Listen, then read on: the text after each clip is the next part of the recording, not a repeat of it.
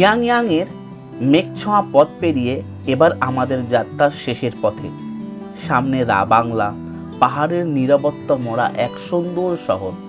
তারপরে নামছি যেখানে পাহাড়ের সৌন্দর্য মিশে যায় এক সংস্কৃতিতে। এই শেষ পর্বের শুধু পথ চলা নয়, ঘুরে দেখব বাংলা থেকে নামছি প্রতিটা সুন্দর মুহূর্ত। দেখব পাহাড়ের নতুন রূপকথা, নতুন গল্প আর নতুন কিছু অনুভূতি। ইয়াং থেকে শুরু হওয়া এই পাহাড়ি যাত্রার শেষ পাতাটা তাই চলবে ভীষণ সুন্দর। চলুন একই সঙ্গে তাহলে আমরা বেরিয়ে পড়ি ইয়াং থেকে বাংলা আর নামছির পথে। তাহলে চলো শুরু করা যায় আজকের যা সিরিজটা। ইয়াংয়ের যে রুম নিয়েছি সেই রুমটা আজকে তোমাদের একবার দেখিয়ে দিই। দেখো অ্যাকচুয়াল এই যে রুমটা দেখতে পাচ্ছ, এই রুমটাই কিন্তু নিয়েছি। কাল রাতে এখানেই ছিলাম। আর এই হচ্ছে, এই পাশে একটা মিরর দিয়েছি, এই পাশে একটা মিরর দিয়েছি, ড্রেসিং টেবিল টাইপের। আর বাথরুমটা একবার দেখাই চলো। একদম দেখতে পাচ্ছ তো, কোমরের অবস্থা খুবই খারাপ। গিজারও আছে, সব আছে মোটামুটি এক রাতের জন্য, আবার কি। আর এই রুমটা দিয়েছি হচ্ছে 800 টাকা। অ্যাকচুয়াল সত্যি কথা আমাদের দুখানা রুম নিয়েছি আমরা। তোমাদের আরেকটা রুম দেখাচ্ছি। দেখো এই যে আরেকটা রুম আছে, এই রুমটাও নিয়েছি। এই দুটো রুম মিলিয়ে 1500 টাকা দিয়েছি। এটা বসা বাথরুম সবই রয়েছে এটার মধ্যেও।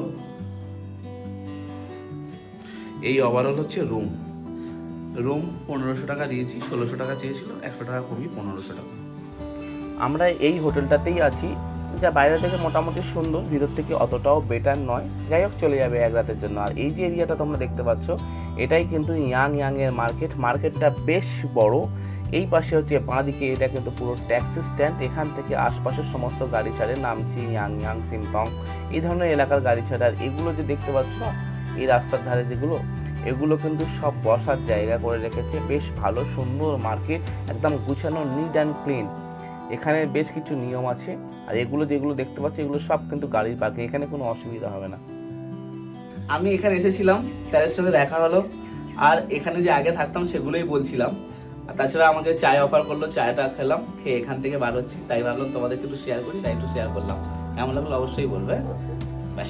ভালো লাগছে।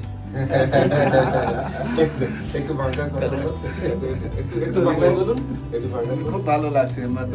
দেখেছো তো, বাংলাতে কথা বলতে জানে।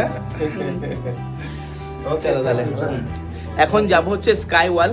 ঠিক আছে, অবশ্যই থাকো ভিডিওতে। স্কাই ওয়ালের দিকে যাচ্ছি।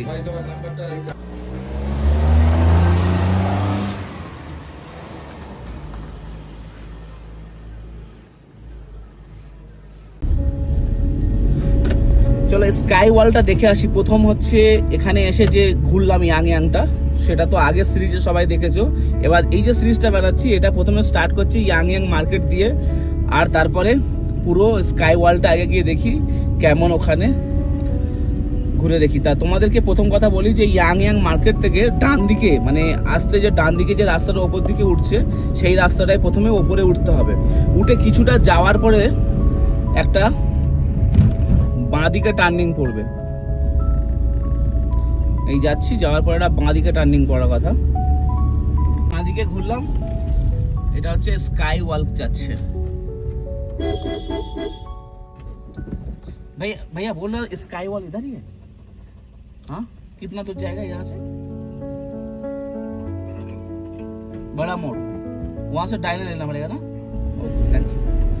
তাহলে এখান থেকে সোজা আমরা আরো আগাবো। এখান থেকে একটা বড় মতো মোড় পড়বে বললো, সেখান থেকে ডান দিকে বললো।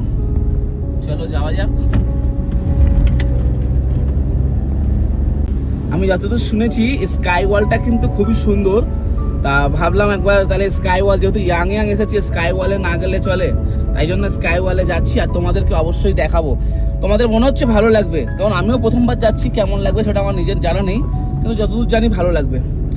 চলো গিয়ে দেখি, আর কেমন লাগলো অবশ্যই কিন্তু জানাবে।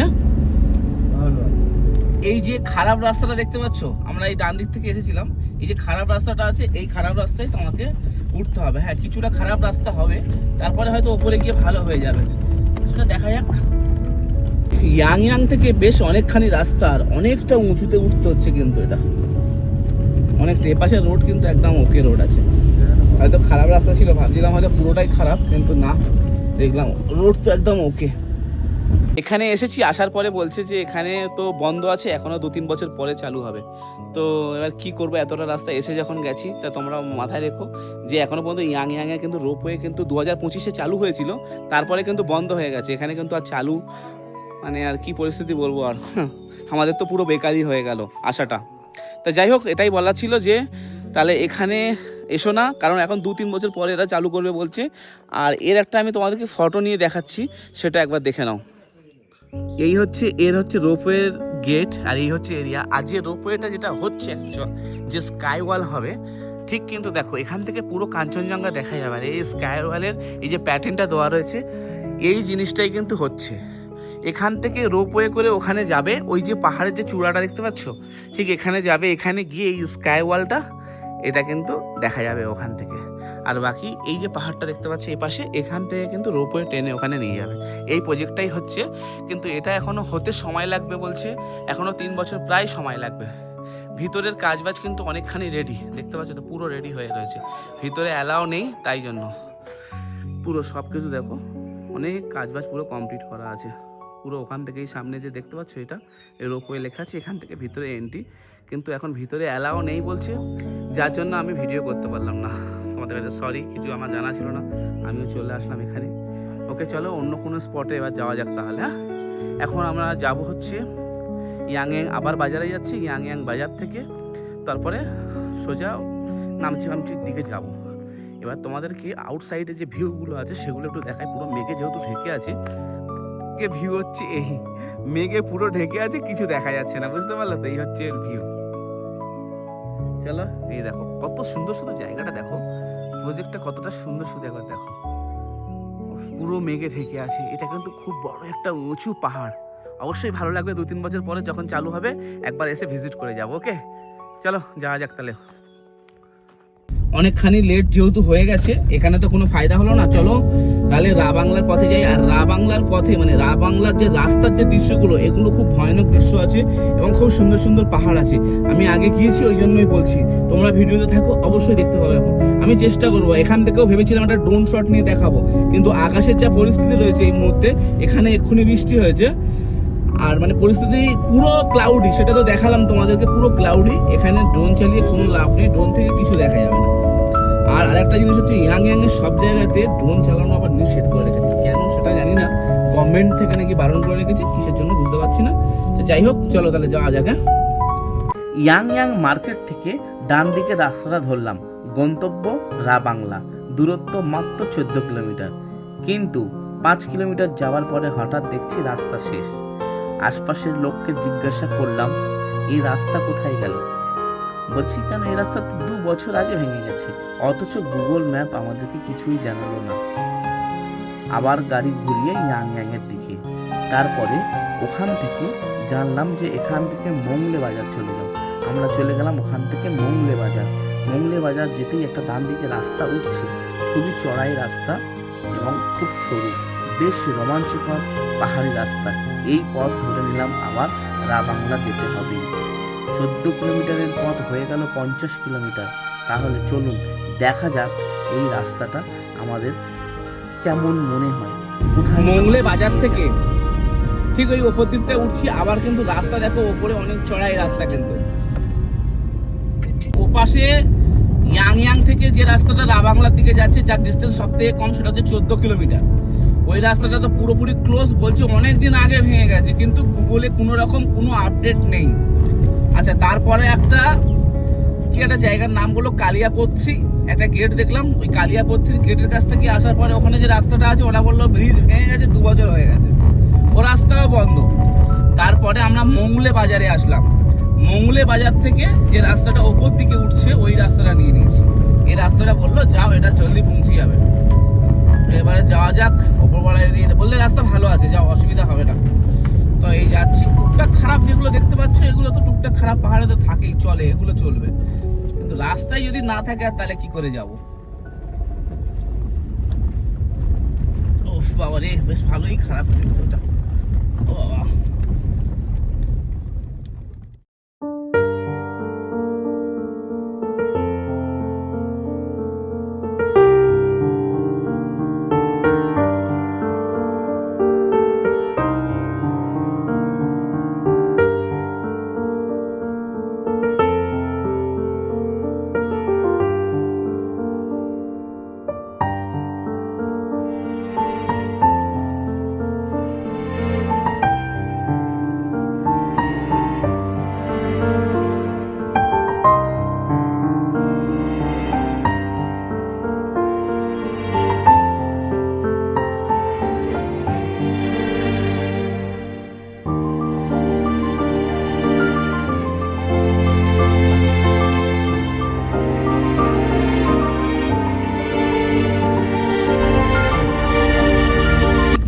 থেকে মোটামুটি 10 কিলোমিটার মতো হয়তো ওপরের দিকে উঠেছি। রাস্তা যেমন সুন্দর তেমনই গ্রিনারি ভাব, একদম এত সুন্দর রাস্তা। শুধু দেখো, দোষের মধ্যে আমাদের 14 কিলোমিটার রাস্তাটা সেটা কিন্তু 60 কিলোমিটারে পরিণত হয়ে গেছে প্রায়। কারণ 44 কিলোমিটার শুধু মংলা থেকে দেখাচ্ছে, আর 15 কিলোমিটার প্রায় ওইটা হবে মংলা থেকে, 15 কিলোমিটারের মতো।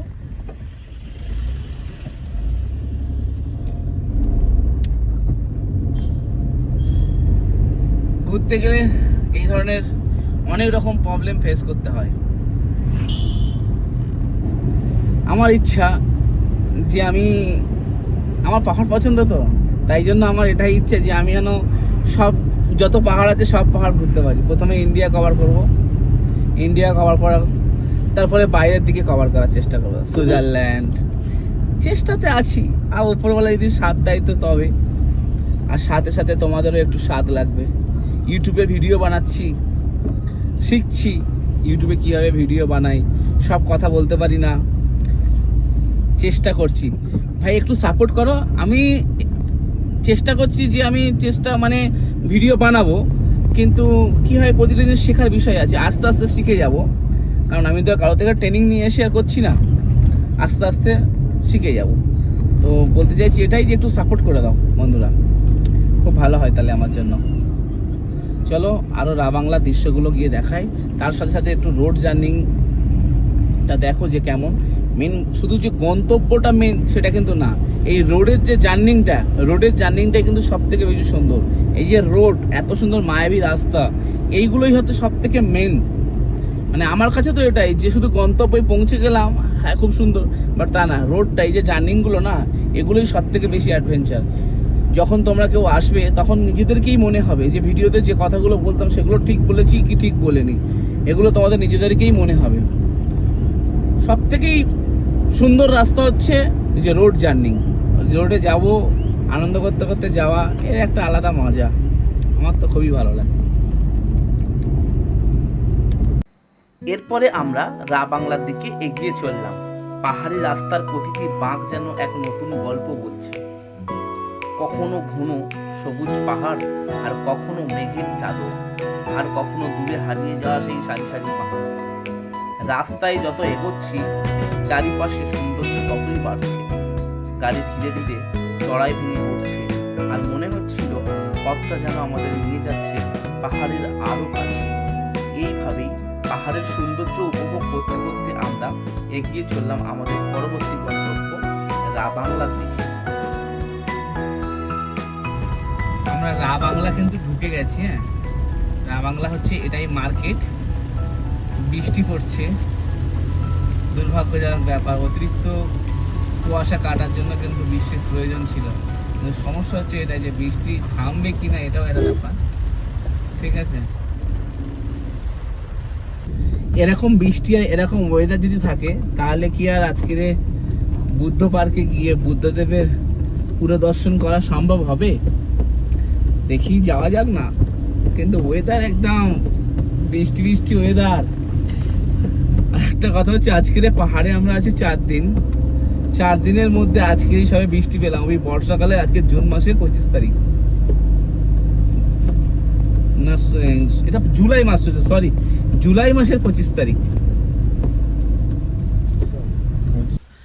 দূর থেকে দেখাচ্ছি, দেখো এই হচ্ছে বুদ্ধা মূর্তি। চলো ভিতরে যাব, ভিতরে গিয়ে এবার তোমাদেরকে দেখাবো।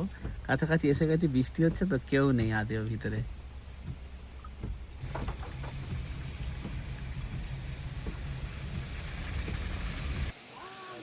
বুদ্ধাজি দূর থেকে একদম 130 ফুটের একটা মূর্তি বসে রয়েছে, পেছনে কুয়াশা বাসা বেঁধেছে, এক আলাদা রকমের দৃশ্য, তাই না? চলো চারিদিকটা একটু খুব সুন্দরভাবে একটু ঘুরে ঘুরে ঘুরে ঘুরে দেখা যাক।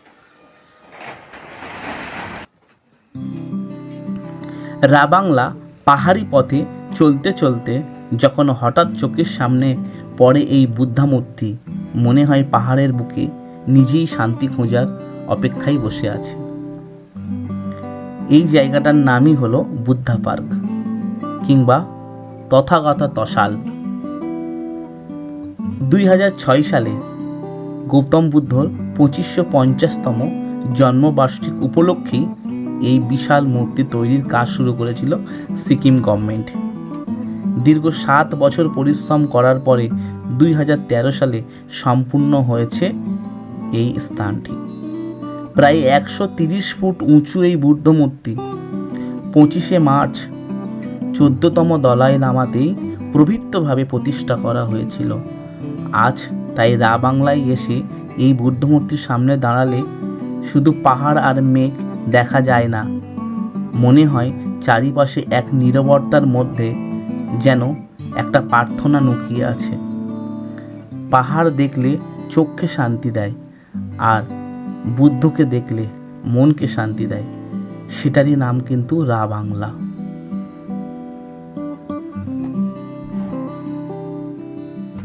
বাংলার বুদ্ধা পার্ক, বুদ্ধা মন্দির যেটাই বলো, ঘোরা কমপ্লিট হয়ে গেছে। এখন চলে যাচ্ছি চারধাম, সেটা হচ্ছে নামচিতে, নামচির চারধাম। ওখানে হচ্ছে শিবজির মূর্তি আছে অনেক বড়, যার হাইট প্রায় 160 ফুটের মতো। চলো এবার ওখান থেকে ঘুরে আসি। চারধাম মানে ওখানে প্রায় 14খানা শিবের যে স্তরগুলো হয় সেগুলোই সব রাখা আছে, মানে ওই যে 14টা মন্দির হয় শিবের সেগুলোই। তো চলো ওখানে গিয়ে ঘুরে আসি। আর এখানের যা ক্লাউডি যে অবস্থা, এখানে তো আর বেশিক্ষণ ঘুরেও বেকার। অনেকক্ষণ থেকেছি ড্রোনটা ওড়াবো বলে, কিন্তু এখানে যা পরিস্থিতি দেখতেছি, আকাশ কোনো মতে ক্লিয়ার হচ্ছে না। প্রায় 2 ঘন্টা ওয়েট করেছি।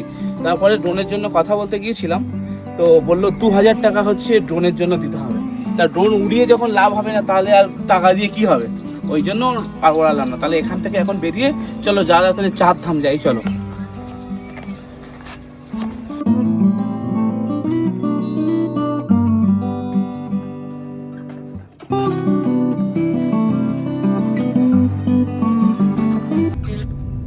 তাহলে এখন যাচ্ছি হচ্ছে নামচিতে। আর নামচির পরিস্থিতি কেমন হয় সেটাই এখন দেখার আছে ওখানে, যে ওখানেও কি হাল কে জানে। এখানেও তো এই অবস্থা, পুরো বৃষ্টি বৃষ্টি সারাক্ষণ। তারপরে তোমার ড্রোন ওড়াতে পারলাম না, এইসব সমস্যাগুলো হলো। ঠিক আছে, বাংলা থেকে নামচি যাওয়ার কিন্তু রাস্তা বেশ ভালো রাস্তা, মানে একটুও খারাপ পাইনি। এই একটা রাস্তা, যা সলিড রাস্তা পেলাম, যা একটুও খারাপ নেই, বেশ ভালো। মানে বাংলা থেকে ডান সাইডে যে রাস্তাটা উঠে যাচ্ছে, খুব ভালো রাস্তা। দেখি আর কতক্ষণ লাগে। 10 কিলোমিটার দেখাচ্ছে, হার্ডলি 15 থেকে 20 মিনিট লাগার কথা। এই ধরনের পরিবেশে কার না ঘুরতে ভালো লাগবে বলো? আর আমার তো ঘোরাটাই বেশি ভালো লাগে, বিশেষ করে পাহাড়ে। গাড়ি নিয়ে যেন মনে হয় সব সময় আমি সব পাহাড়ে ঘুরে বেড়াই, কিন্তু সময়টা সাথ দিচ্ছে না। তার সাথে মানি, যদি কখনো ইউটিউবে সাকসেসফুল হতে পারি, তাহলে কিন্তু আমি কোনো পাহাড় ছাড়বো না, সব জায়গাতে ঘুরবো। লাদাখ, লে লাদাখ, কাশ্মীর, সিমলা, মানালি, তারপর উত্তরাখণ্ডেরও খুব ভালো ভালো জায়গা আছে, সেই সব জায়গাগুলো ঘুরবো। শুধু তোমরা যদি একটু সাপোর্ট করো, হয়তো সম্ভব। কারণ ডিউটি করে তারপরে ফের এই ঘুরতে আসা, এটা সম্ভব এরমভাবে হয় না।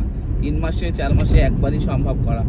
কারণ ছুটি বলেও একটা জিনিস আছে, ছুটি তো নিতে হবে, তারপরে না সম্ভব না। কারো কাজে চাকরি করা, ফের এই ধরে করা হয়ে ওঠে না। তাই তোমাদের কাছে একটা রিকোয়েস্ট, সাবস্ক্রাইব করো, চ্যানেলটাকে লাইক করো, ভিডিওগুলো শেয়ার করো, যাতে আমার চ্যানেলের একটু গ্রোথ বাড়লে যেন আমি এই ধরনের ট্রাভেল ট্যুর তোমাদের সামনে নিয়ে আসতে পারি। হ্যাঁ, যদি তোমরা সাপোর্ট করো তবেই তো সম্ভব। এখন নামচিতে ঢুকে গেছি, আর চারধামের দিকে এবার যাচ্ছি। যখন অনেকগুলো একসাথে বাড়ি, অ্যাকচুয়ালি নামচিতে এসেছি চারধামটা দেখার জন্য। আর চারধামটা আগে ঘুরে নিই, তারপরে নামচি মার্কেটটা একবার ঘুরবো, ঘুরে তারপরে কথায় যাওয়া যায়। আবার বিশাল বড় কিন্তু মার্কেটে, অনেক বড় মার্কেট।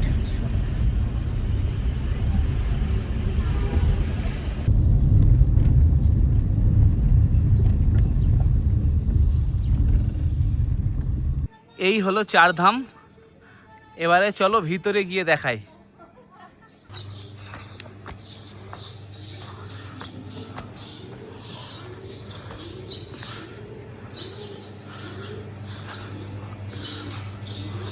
এই হচ্ছে এন্ট্রি, 50 টাকা করে টিকিট। সামনেই শিবজি বসে রয়েছে। এবার শিবজির হচ্ছে সব থেকে বড় মূর্তি হচ্ছে ওপরে আছে, চলো ওখানে গিয়ে দেখায়। উঠতেই শিবজি, দেখো শিবজির মূর্তি, যার হাইট 130 ফুট, মানে একটা 13 তলা বিল্ডিংয়ের সমান। দেখো একটু জুম করি, তারপরে ভিতরে গিয়ে তো অবশ্যই দেখাবো আরো পুরোপুরি। গাছগুলো কত সুন্দরভাবে কিন্তু কাটিং করে রেখেছে, খুব সুন্দরভাবে কিন্তু কাটিং করে রেখেছে।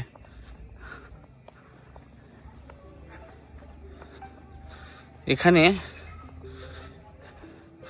পুরোটার ম্যাপ দেওয়া রয়েছে, কোথায় কি কি ধরনের চারধামগুলো যে বানিয়েছে, কোনটা কোথাকার চারধাম সেটা কিন্তু দেওয়া রয়েছে এখানে।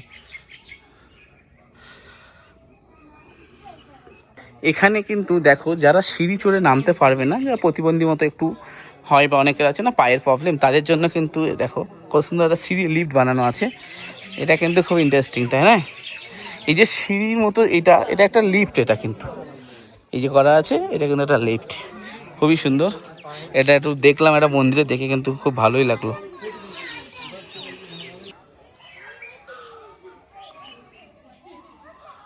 খুব সুন্দর সুন্দর ফুলও লাগানো রয়েছে এখানে, দেখো কত সুন্দর সুন্দর ফুলগুলো ফুটেছে এখানে। গাছপালা থেকে শুরু করে খুব সুন্দর সুন্দর কিন্তু ফুল গাছ লাগিয়ে রেখে দিয়েছে। এখানেও শিবজি দাঁড়িয়ে আছে। রামেশ্বরম মন্দির এটা। আর এই হচ্ছে তো আপনার শিবজি, কিন্তু একদম সোজা, দেখুন সব কিছু এখন বন্ধ রয়েছে। এই হলো শিবজি, অনেক বড় মন্দির, অনেক বড় শিবজি। এত বড় শিবজি আমার মনে হয় না আর টোটাল ভারতবর্ষের কোথাও আছে বলে।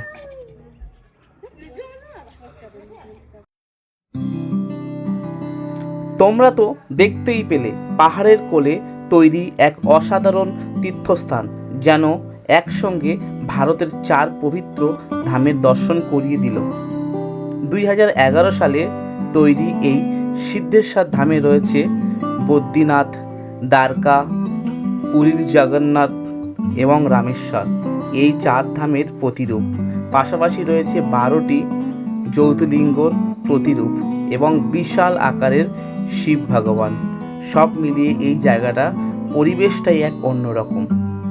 তবে এবার অনেক হয়েছে পাহাড়, এবার একটু সমুদ্রের টানে দৌড়ে যাওয়া যাক। পরের গন্তব্য আমরা সমুদ্রের কোনো এক দ্বীপে পছন্দ করছি। ভিডিও যদি ভালো লাগে তাহলে অবশ্যই আপনাদের মতামত জানাবেন, কমেন্ট করে বলবেন কেমন লাগলো ভিডিও। আর নতুন নতুন জায়গা আর নতুন নতুন গল্পের সাথে থাকতে গেলে অবশ্যই আমার চ্যানেলটাকে সাবস্ক্রাইব করে আমার পাশে থাকবেন। পাহাড় গল্প এখানেই শেষ, এবার শুরু কিন্তু সমুদ্রের গল্প। আবারও দেখা হবে নতুন কোনো দ্বীপে, নীল জল, নীল আকাশ আর এক নতুন যাত্রা। ততক্ষণ পর্যন্ত অবশ্যই সবাই ভালো থাকবেন, নিরাপদে থাকবেন। আবার দেখা হবে তাহলে অন্য কোনো ভিডিওতে।